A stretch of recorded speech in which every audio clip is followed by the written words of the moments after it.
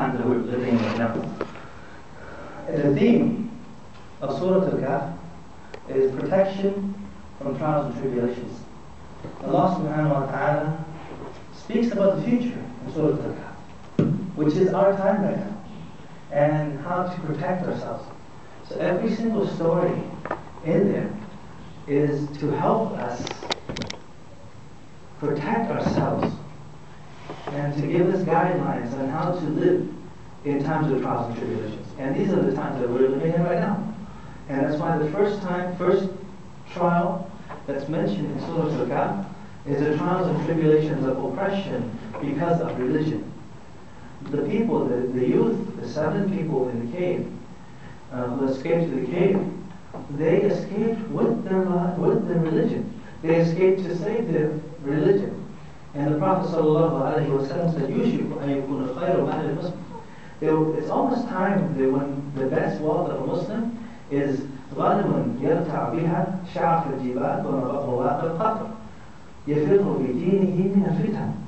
He said there will come a time when a person, the best wealth that a person will have will be a flock of sheep that he will have living at the foothills of the mountains, looking for pasture and water for his flock, escaping from the fitan, escaping from the trials and tribulations with his religion. So the trials and tribulations are coming. This was revealed, this surah was revealed in a time when the Prophet ﷺ and the companions were facing harsh torture and harsh treatment from the Quraysh. And so Allah subhanahu wa ta'ala gave the Muslims a way so that they could go to Habasha to escape with their religion, to escape with their deen.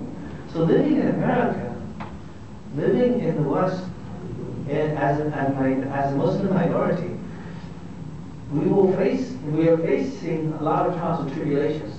We never want to ask for these trials and tribulations, but when they come, we have to be patient, we have to be strong, and we have to persevere, and we have to have knowledge. And so in this surah, Allah subhanahu wa ta'ala speaks about the trials and tribulations of religion, the trials and tribulations of wealth and children. And Allah subhanahu wa ta'ala also speaks about the trials and tribulations of knowledge, of seeking knowledge, because at a time when knowledge will be at a premium, it's where there will be widespread ignorance, there will not be a lot of knowledge. And so you have to have the proper etiquette to seek knowledge. And Allah subhanahu wa ta'ala gives us the guidelines in the story of Khadir and Musa alayhi salam. And also there will be trials and tribulations related to many types of deception, where appearance and reality are not always one and the same. Like nowadays we have people saying this and that, and there's a lot of deception. So how do you see through all of this deception? Allah subhanahu wa ta'ala gives the Surah Al-Kahf. There are many lessons on how to live our life in the modern times that we're living right now. Because in the story of Khadir and Musa also, many things occurred. 3 major incidents that occurred, where appearance was not always the same as reality. Where you think something is bad, but it might be good for you. And the Prophet ﷺ, he said, بَيْنَ يَدَيْ السَّاعَةِ سِنُونَ خَدَّاعًا. Near the day of judgment, there will be years of deception, where a person who is trustworthy will be deemed untrustworthy, and an untrustworthy person will be deemed trustworthy. So all the truth and falsehood are flipped. And these are times of great trials and tribulations. And these are the trials and tribulations of the Dajjal also. Most people, they think that the trials and tribulations of the Dajjal are only going to occur when the Dajjal comes out. But the trials and tribulations of the Dajjal precede him coming out. So we are living in a time of trials and tribulations of the Dajjal. And that's why the Prophet ﷺ ordered every Muslim to seek refuge from the punishment of the grave, from the punishment of the hellfire, from the trials and tribulations of life and death, and from the trials and tribulations min sharri fitnati masih ad-dajjal, from the evil trials and tribulations of the Messiah, the Messiah Dajjal. And this was ordered of every Muslim from the time of the Prophet ﷺ until our time, until the end of time.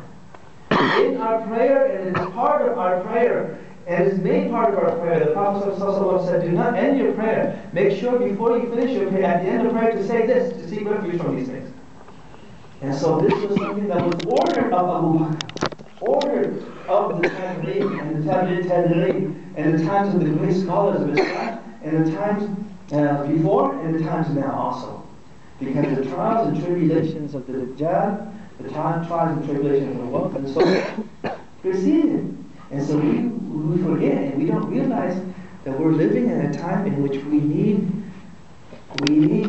an escape from these trials and tribulations and protection from these trials and tribulations. That's why the Prophet ﷺ said, "Man حفظ 10 آيات من أول سورة الكهف عُصِمَ مِنْ فِتْنَةِ الدَّجَّالِ." Whoever memorizes the first 10 verses of Surah Al-Kahf will be protected from the trials and tribulations of the Dajjal.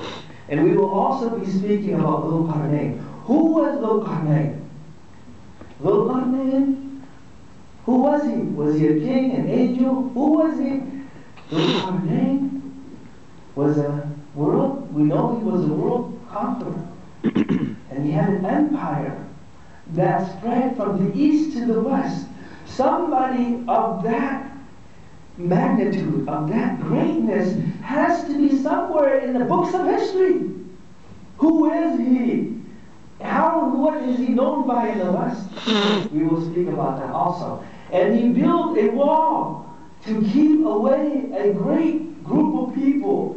And they are from Bani Adam. There's a consensus amongst the scholars in Islam. Imam Nawawi, rahimahullah, he said there's a consensus. Meaning all the scholars are in agreement that Ya'juj and Ma'juj are humans. So they're humans, and Dhul Qarnayn kept them out. And he put this massive barrier. Where is this barrier? Don't we have Google Earth now? Right? Where is it? Can't we find it somewhere? And if they're humans and they're so large in number, so much causing so much mischief, where are they? In the earth, in the ground somewhere? Well, don't they need to breathe if they're humans? They must be very, they must have adapted to somewhere on earth. They're on earth somewhere. And they're in such large numbers. Where are they?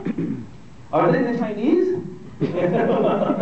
Right? And there's a great wall of China, the wall of Dhul Qarnayn. The wall of Arizona. Anyways, all of these things we will also cover. We'll also cover the trials and tribulations of the Dajjal. So this is a very important class. We don't have time to cover some of the points here, but inshallah, this is needed by all of us, especially in the times that we are living in right now. And there are a lot of questions that need to be answered. And if you read it every week, you'll see that you can see through the deception and everything that's going on, because the Quran is a guidance for Muslims. At the time, from the time of the Prophet ﷺ to our time, even in the time of Barack Obama. Trust me, it's guidance for us to how to live and to see through all this deception, to see all this quote-unquote change. And we'll discuss some of these matters also, and relate to how they can relate to the times that we're living in, and how we can benefit from them. So this is a very important story. It's so important that the Prophet ﷺ gave it to us as homework. You know what homework we have? He said, whoever reads Surah Al-Kahf on Friday, some of the scholars said, it doesn't have to be on Friday, but Friday is your due date. You understand? You don't have to be on Friday, but make sure you finish it by Friday. Because that's the end of it. That's the end. So that's your due date. Every week you have to read at least one time. And the other homework is you have to memorize 10 verses. Of the first verse or the second verse. So this is homework for all Muslims. Why is it homework every week? Same homework? Yeah, same homework. Right? Because there's so much meaning that you can read it every week and you can benefit. And it's as if, oh, it's giving me the answer right now. Oh, that's what it means. Okay, that's what I should do. And that's why it's very important to read every week. And that's why this light will illuminate. You'll get enlightened and illuminates from one Jum'ah, one Friday to the next Friday, if you read Surah Al-Kahf, because you'll be able to see through all the deception. So it's a very important surah, inshallah. I hope everyone will join us